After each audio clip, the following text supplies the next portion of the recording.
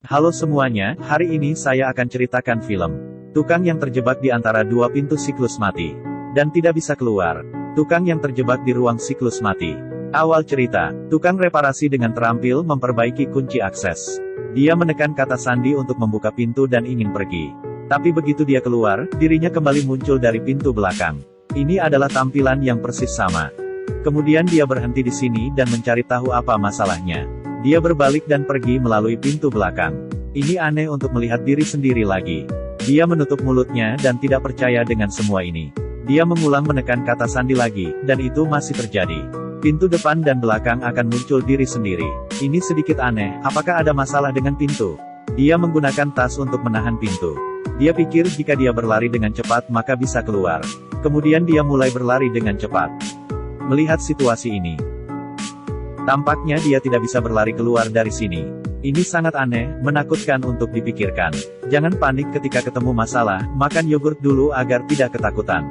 Ini bukan masalah besar, makan dulu Indomie agar tidak lapar. Saat ini harus menenangkan diri untuk mencari jalan keluar. Jika sudah putus asa dari awal, maka akan selamanya terkurung di sini. Dia melemparkan bungkus Indomie keluar, dan bungkusan mengenainya melalui pintu belakang. Dia terjebak dalam ruang siklus mati ini, dan tidak bisa menelepon polisi ataupun memanggil seseorang. Dia hanya bisa mempelajarinya sendiri.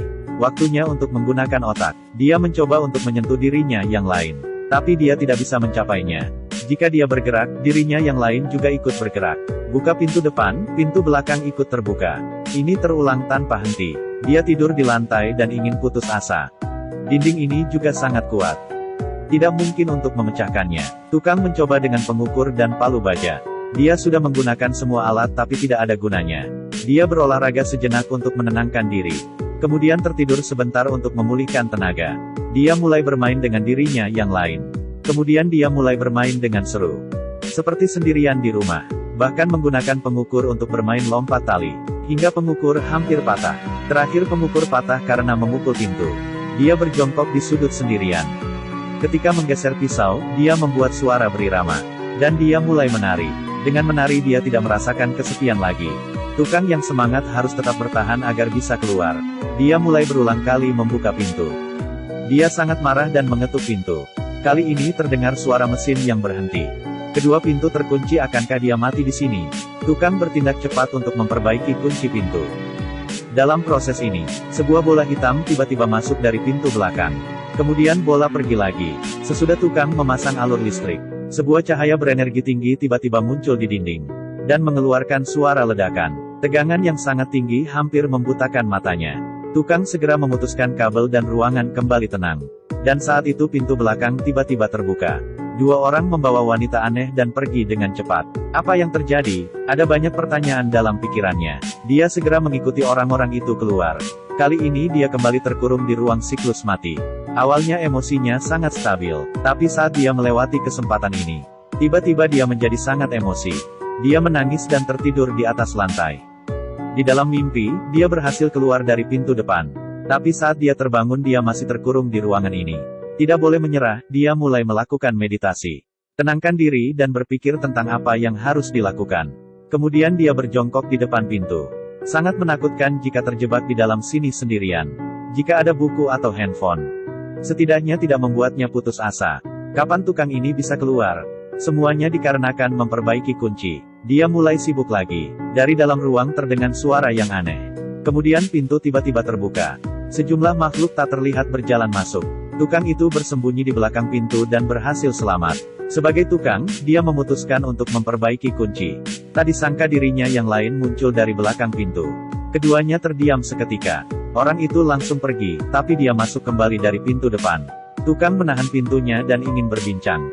Saat menahan pintu depan maka pintu belakang tidak bisa dibuka. Kemudian dirinya tidak bisa menerima kenyataan ini. Lalu seluruh badannya bergemetar dan muntah. Kondisinya membaik.